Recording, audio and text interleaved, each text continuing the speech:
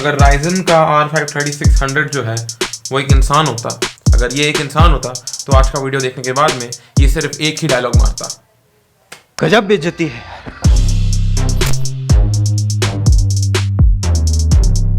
What's up guys, my name is Lawrence और आज का वीडियो होने वाला है all about the best possible gaming PC that you can build in India at the price of around 60,000 रुपए, यानी कि 60,000 रुपीज़ के ऊपर सबसे ज़्यादा बेस्ट पीसी कौन सा होगा उस बारे में आज हम बात नहीं करेंगे, एक्चुअली हम बिल्ड करेंगे। हालांकि इसके अलावा if you have the budget of around 70K और 80K या even 50K, I would really recommend this video to you कि आप पूरा का पूरा वीडियो देखें, try to understand the video and then choose your parts very wisely because this video is going to really help you out. So that is that. बिना किसी देरी के let's just begin this video.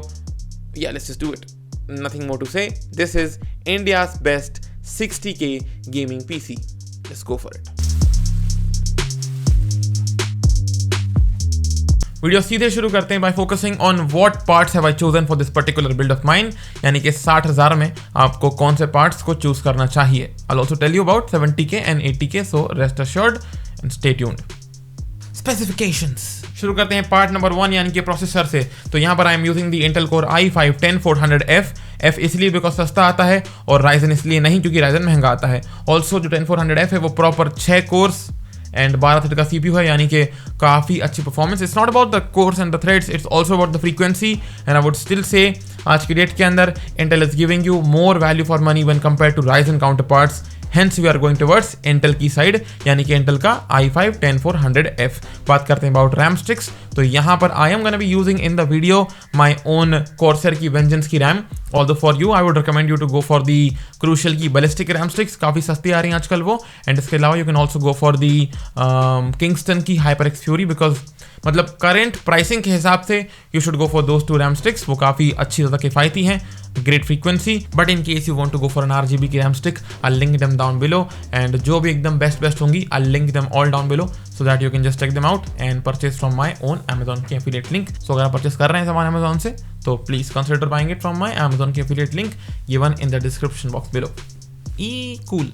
अगला है storage and यहाँ पर I recommend you to go for any M.2 NVMe solid state drive. Although अगर तुम मुझसे पूछोगे कि what do I recommend you, I would recommend you to go for the Western Digital की ब्लू वाली आती है 512 GB की NVMe M.2 solid state drive. It's absolutely a great banger value for money वाली solid state drive. Link in description also on the screen right now.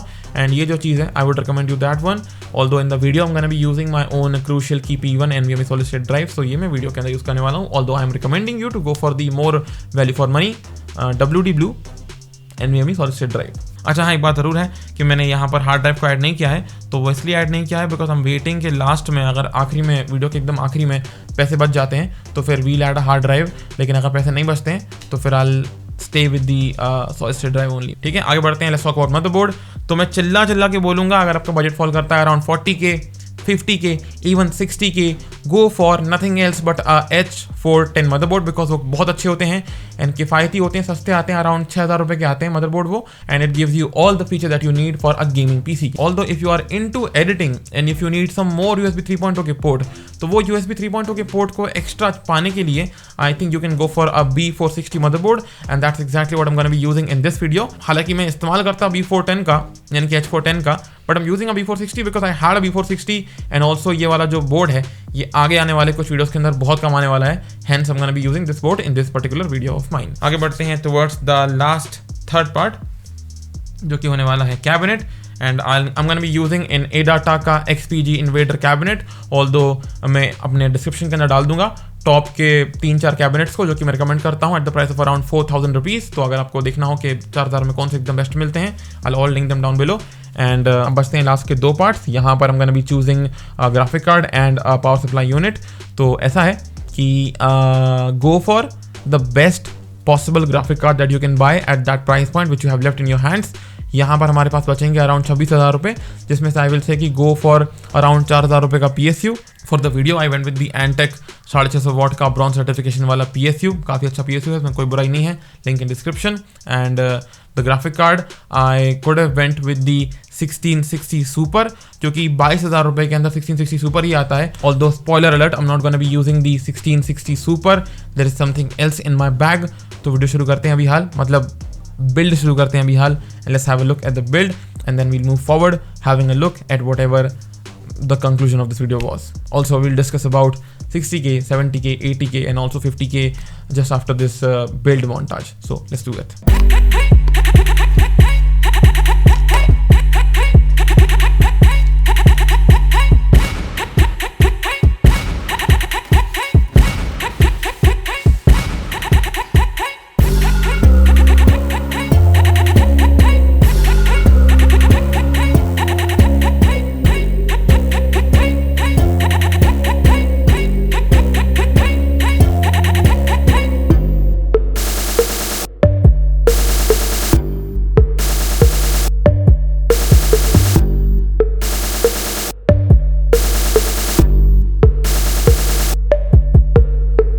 तो finally ये build properly बन चुका है. Let's now have a look at the pricing one more time.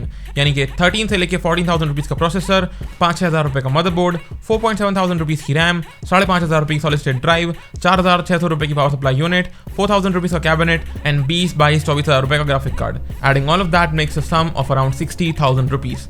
Except कि I did not use a 1660 Super of 20-24,000 रुपये in this build. I used the second-hand graphic card for this build. That was the GTX 1080 Ti, जो कि perform करता है similar to a RTX 2070 Super. 2 days later. Okay, let's do it. तो क्या हुआ कि 60 के PC build करने के लिए 2 तरीके हैं. तरीका number 1 is to go for completely brand new parts. And tarika number 2 is to go for every single part as a new part but leaving the graphic card behind. So just buy yourself the best possible graphic card. का मतलब ये निकल के आता है कि अगर आपके सिटी के अंदर कोई डील मिल रही है आपको ग्राफिक कार्ड के ऊपर, तो just go and grab that deal from OLX and choose that GPU because आज की डेट के अंदर काफ़ी ज़्यादा मार्केट के अंदर सेकेंड हैंड GPUs मिल सकते हैं, मिल जाते हैं आज के इंडिया की डेट के अंदर. अभी recently I saw a GTX 980 at only 7,500 रुपये. That's I would say a very good deal. And deals of course market में exist करती हैं, you just have to look for it. बाकी it is completely on you कि you want to go for the complete all new parts or you want to go for a one part second hand part, I mean which can give you more performance when compared to the all new computer part वाला PC. So there is that, it's all on you. बाकी for 50k वाला gaming PC I would recommend you to go for the Intel Core i3 10100F. For gaming PC at 60k go for the 10400F. If you want to do editing then go for the Intel का non-F वाला version. And इसके अलावा if you have notice कि पूरे के पूरे video के अंदर I have not recommended you any Ryzen का CPU बिकॉज आज की डेट के अंदर Intel is actually giving you more value for money. Hence I am only gonna recommend you to go for Intel if you are building a PC आज की date के अंदर.